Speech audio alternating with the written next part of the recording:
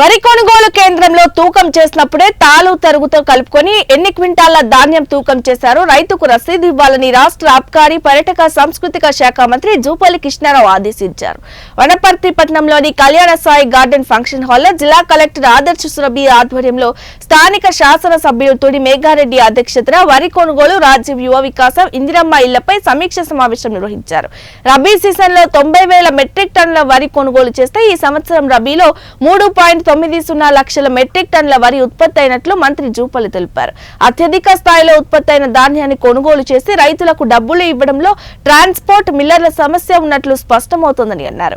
రైతులు కొనుగోలు కేంద్రానికి ధాన్యం తెచ్చిన తర్వాత సరైన తేమ, తాలు చూసి ఎన్ని క్వింటాల ధాన్యం ఉందో, కొనుగోలు ధాన్యం ఉందో కేంద్రంలోనే రైతుకు రసీదు ఇవ్వాలని, అంతే తప్ప రైతు ఎట్టి పరిస్థితుల్లోనూ ముల్లుకు వెళ్లాలని ఆదేశించారు.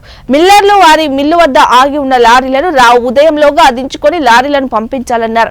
ట్రాన్స్పోర్ట్ కాంట్రాక్టర్ వద్ద ఒక్కొక్కరి దగ్గర 50 లారీలు ఉండాల్సి ఉండగా సరిపడలేకపోవడంతో రైతులకు ఇబ్బందులు ఏర్పడుతుందన్నారు.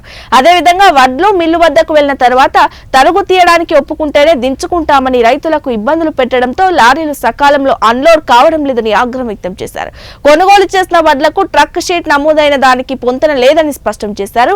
వరి కొనుగోలు విషయంలో రైతులు ఇబ్బందులు పడుతున్న నేపథ్యంలో ఏర్పాటు చేసిన ముఖ్యమైన సమీక్ష సమావేశానికి ఐకేపీ నిర్వాహకులు, పిఎస్సిఎస్ నిర్వాహకులు, ఏఈఓలు, కాంట్రాక్టర్లందరూ రాకుండా కొందరు రావడంపై మంత్రి ఆగ్రహం వ్యక్తం చేశారు. వర్షాకాలం వచ్చేస్తుందని రైతులు కష్టపడి పండించిన ధాన్యం వర్షంలో తడిచి నష్టపోకుండా కొనుగోలు ప్రక్రియ వేగవంతం చేయాలని ఆదేశించారు.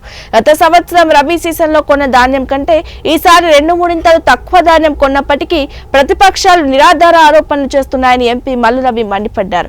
రైతులు ఇబ్బందులు పడుతున్న మాట వాస్తవమేనని, అందుకు కారణం ట్రాన్స్పోర్ట్ కాంట్రాక్టర్లు నిబంధనల ప్రకారం లారీలు పెట్టకపోవడమే అని, అదేవిధంగా మిల్లర్లు తరుగు పేరుతో వడ్లు దించుకోకపోవడమే అని మండిపడ్డారు.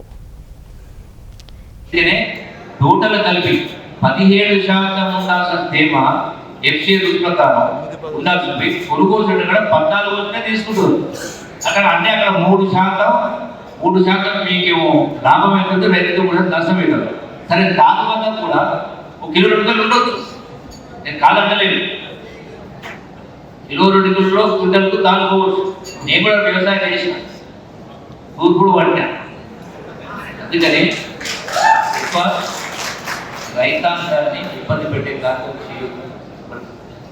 సో రేపు ఉదయం కలెక్టర్ గారు, జేసీ గారు, నాకు ఉన్నటువంటి అనుమానం ఈ కాంట్రాక్టర్ దగ్గర అన్ని లారీలు లేవు. అందుకని